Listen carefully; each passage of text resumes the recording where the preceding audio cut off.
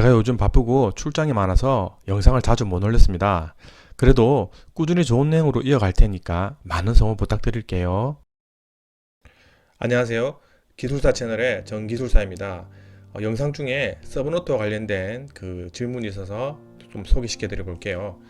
자, 서브노트 만들 때 페이퍼로 정리하는 게 나은지 아니면 업데이트 편하게, 그러니까 컴퓨터 파일로 만드는 게 좋을지라고 이제 질문을 주셨고요. 또 다른 분은요, 앞서 영상에서 실패 사례를 보여주셔서 좋았는데, 기회가 되면 이제 우수 사례 서브노트도 궁금하다고 하셨습니다. 예, 이와 관련된 내용으로 한번 시작해 볼게요. 예, 기술사 준비에 대한 솔직한 이야기 14편, 서브노트 형태 및 샘플 소개에 대해서 한번 시작해 보겠습니다. 서브노트 편으로는 이제 네 번째 이야기가 되겠네요. 예, 먼저 과거 제가 겪었던 에피소드 하나를 소개시켜 드려 볼게요. 과거에 이제 스터디 그룹을 하였거든요. 스터디 그룹에서 이제 모의고사를 치르고 서로 그 결과를 돌려가면서 채점도 하고 피드백을 하는 그런 과정이 있었습니다. 자, 그런데 어느 회원이 좀 유독 특정한 문제에서 점수가 많이 낮았었거든요. 그래서 그 회원은 그 채점을 한 다른 회원에게 이제 질문을 했어요. 이 문제에서 제 점수가 왜 낮은 거죠? 라고 이렇게 이제 문의를 한 거죠. 그런 회원은 이렇게 이제 대답을 했습니다. 중요한 핵심 용어, 땡땡땡 부분이 없어서 감점했습니다. 라고 이제 대답을 하시더라고요. 자, 그러니까 이제 시험을 치른 그분이, 아니, 그 용어는 여기 있잖아요. 라고 이제 손으로 가리켰어요. 자, 그러자 이제 채점한 회원은, 그렇군요. 제가 못 봤습니다. 라고 이제 이야기를 하더군요. 자, 그래서 그냥 스터디 회원끼리 이제 크게 한바탕 웃고 이렇게 넘어간 그런 일이 있었습니다.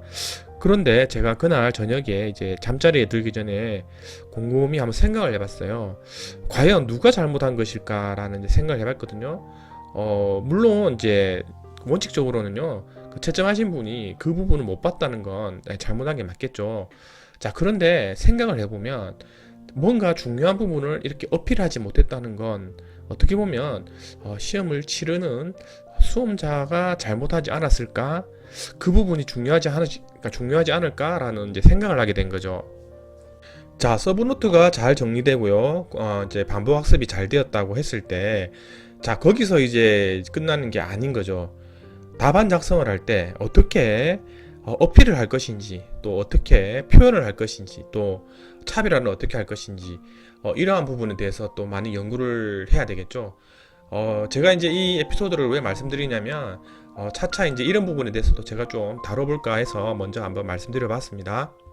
자, 이번 영상의 그 목차 살펴볼게요. 첫 번째, 서브노트의 제작 형태는 어떤 것이 있는지 한번 살펴볼 거고요. 두 번째, 서브노트 작성 샘플을 몇 가지 간단하게 잘 된 것을 한번 소개시켜 드려 볼게요. 지난 영상에서 다루었던 부분 간단하게만 한번 살펴보고 들어가겠습니다.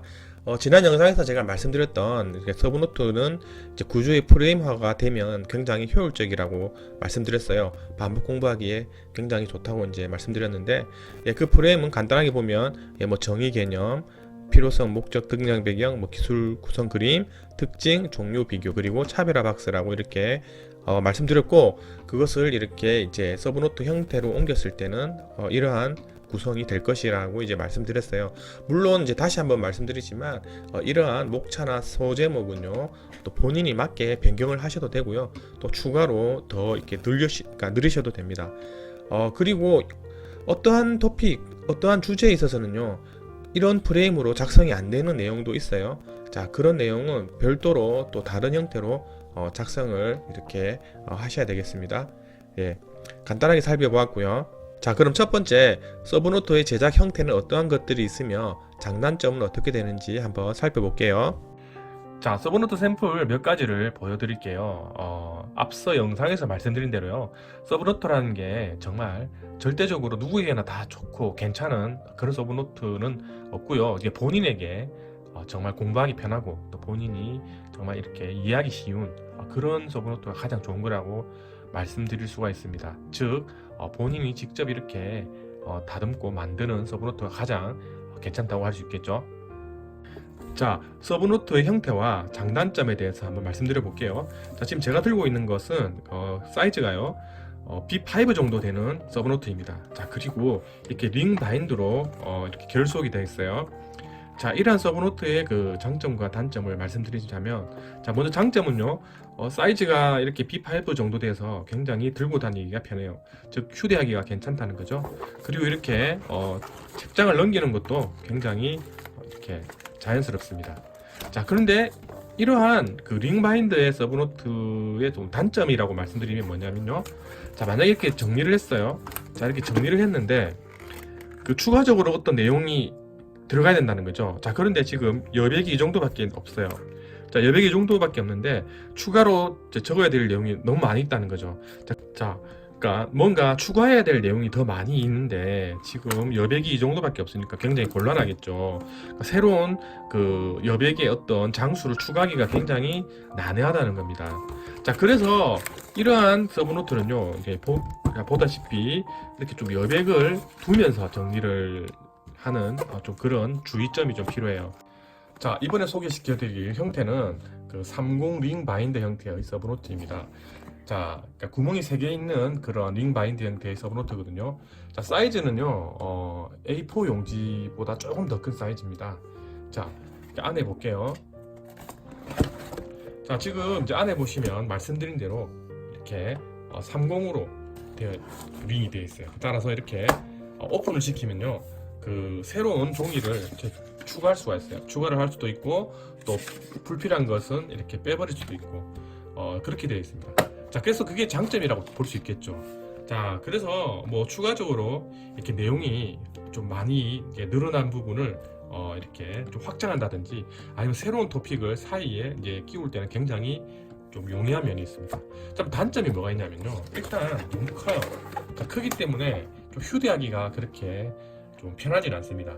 예를 들어서 뭐 도서관이나 이렇게 책상 같은데 펼쳐놓고 공부하기에는 굉장히 이렇게 뭐 용이하지만요, 이렇게 휴대하면서 공부하기가 조금 불편해요. 그리고 이 30이라서 조금 이 장수를 넘기는 게 뭐라고 할까요? 좀 자연스럽지는 않습니다. 자, 어쨌든 그런 이제 장단점이 있어요. 자, 이번에는 워드 프로세서로 작성한 서브노트에 대해서 살펴보고요. 장단점은 어떤 게 있는지 한번 볼게요. 자, 이렇게 특정 토픽에 대한 제목을 적고요. 또 이렇게 내용을 쭉 작성을 하였습니다. 자, 이게 컴퓨터 파일로 작성했기 때문에 굉장히 깔끔해 보이죠. 그리고 그러니까 굉장히 보기도 편하게 되어 있어요. 자, 이러한 부분에 또 장단점을 한번 볼게요. 자, 장점은 뭐가 있냐면 방금 말씀드린 대로 굉장히 이 작성을 하고 나서 다시 확인할 때 보면 굉장히 이제 정리가 잘 되어 있고 깔끔해요. 자, 그리고 또 장점이 뭐가 있냐면 이렇게 수정이나 변형이 굉장히 용이합니다. 그리고 음영이나 어떤 특정한 부분의 색깔을 넣을 때 굉장히 이제 용이한 거죠.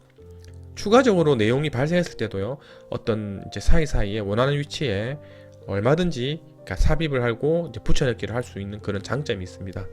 자, 그러면 단점은 뭐가 있을까요? 예, 단점은 굉장히 조금 시간이 많이 걸리는 편이 있어요. 자, 왜 그러냐면 이런 그림 같은 부분 있죠. 자, 이런 그림 같은 부분을 이 워드 프로세서에서 그리기가 굉장히 어려워요. 자, 그래서 지금 해당 서브노트도 보면 그림을 어떤 책에서 사진을 찍어서 이렇게 발췌해온 형태로 되어 있습니다. 자, 이러한 부분을 그림을 그리기는 워드 프로세서에서 그리기가 굉장히 어렵고, 또 아니면은 이제 그림 에디터 같은 프로그램에서 그려서 이렇게 다시 불러와야 되는 그런 번거로움이 굉장히 많이 있습니다. 또 다른 단점으로서는요, 일단 기술사 시험은 이렇게 많이 적어봐야 되잖아요. 손으로 적어보는데 서브노트를 적는 것도 어떻게 보면은 그 필기 감각을 익히는 건데요. 자, 이렇게 이제 워드로 정리를 하게 되면 그러한 필기 감각을 익히는 데 있어서는 조금 또 연습이 많이 되지 않나 하는 그런 좀 우려가 있습니다. 자, 그리고 이제 추가적으로 장점을 하나 더 말씀드리면요, 이렇게 워드로 정리되어 있으면 좋은 게 뭐냐면 이렇게 뭐 회사에서 잠깐 공부를 할 때 이렇게 PC로 내용을 띄워서 확인하고 다시 닫고 또 이런 과정이 가능하겠죠.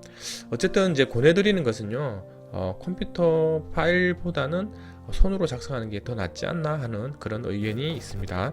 자, 두 번째 서브노트 작성 샘플 소개를 해보겠습니다. 조금 잘된 서브노트를 보여드릴 건데요. 자, 예전 영상에서 제가 말씀드렸다시피 어떤 서브노트는요, 어떤 절대적인 기준에 의해서 이건 정말 잘 된 거야, 이건 정말 별로야, 이렇게 나누기가 참 곤란합니다. 따라서 제가 지금 보여드리는 서브노트는 한번 보시고 이렇게 정리하신 분도 있구나 라고 그냥 참고해 주시고요. 본인 스타일에 맞게 그냥 참고하시기 바랍니다.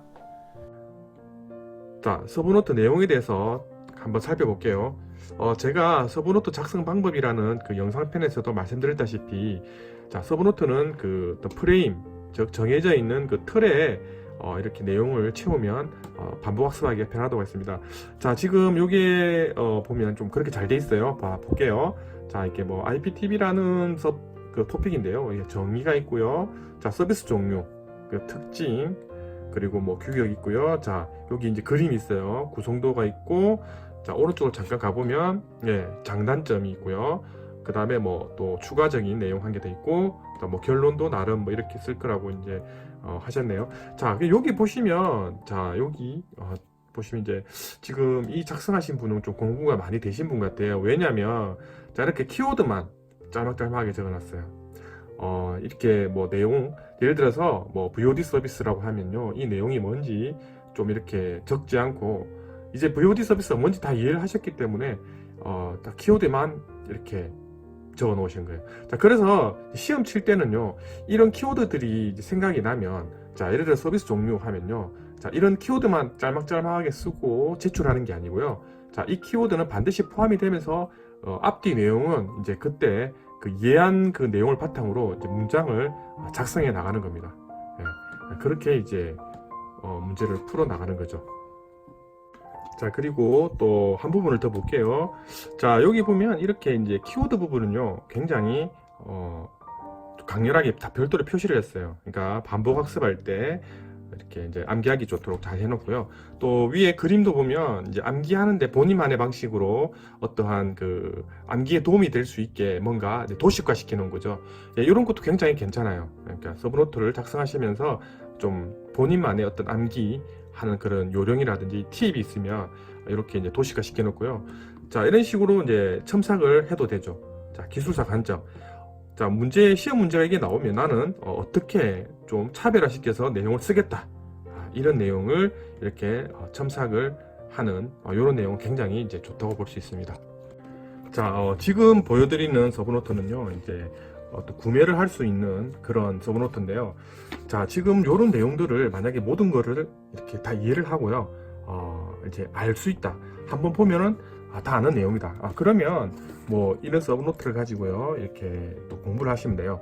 자, 그런데 좀 내용을 보니 이렇게 좀 이해가 잘 안 된다, 안 되는 부분이 있고 좀 어렵다라고 생각하면요, 자, 참고만 하셔야 됩니다.